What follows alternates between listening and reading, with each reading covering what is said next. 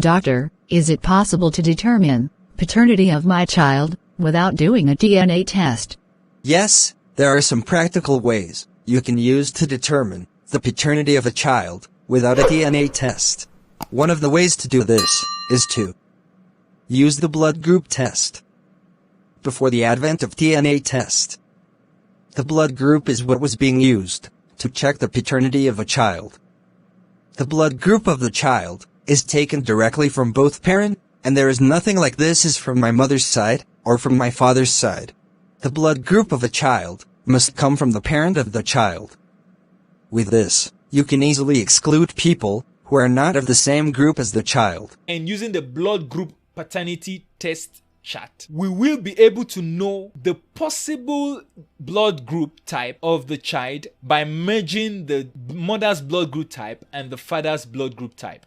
So for example, if a man is blood group O and the woman is blood group O, all the children must be blood group O, because this is the father's blood group O and then this is the mother's blood group O. All the children must be blood group O. So if as a man you are blood group O and your wife is blood group O and you have a child who is A or B or AB, well, there might be some issues there. You should step up and do a DNA paternity test.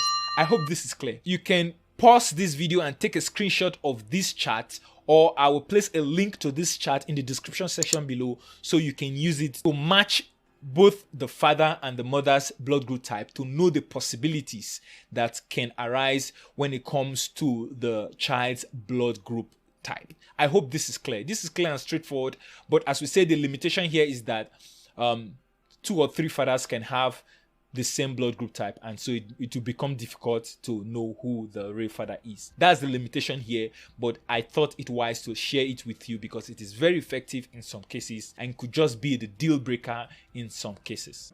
Number 2.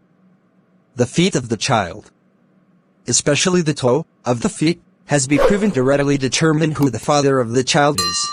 Number 3. Use the phenotype or physical features. That is the physical appearance and characteristics of the child. Here are some specific things to check: the eyes, the ears, hair types, the feet. No matter how different the child might look, there must be resemblance in these areas. However, the child might also take some features from the mother's side or from the father's side. Number 4. Estimate the conception date.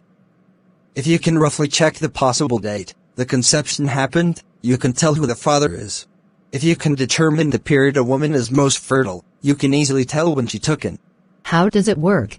If you know the dates of the child delivery, then you can trace back to the date of the conception. This can tell you who the father is by weighing the person that slept with her during the period of her fertility. Although this could be hard if she slept with more than one person during this period. Number 5. Check the genetic behavior. The walking, talking, eating, standing posture, character, etc. One of these things must resemble the father. Must. Number 6. Use some group of specialized paternity tests, like the eye color, the hair texture, color and shape, etc. If you are still having doubt after doing all these, then go for a DNA test.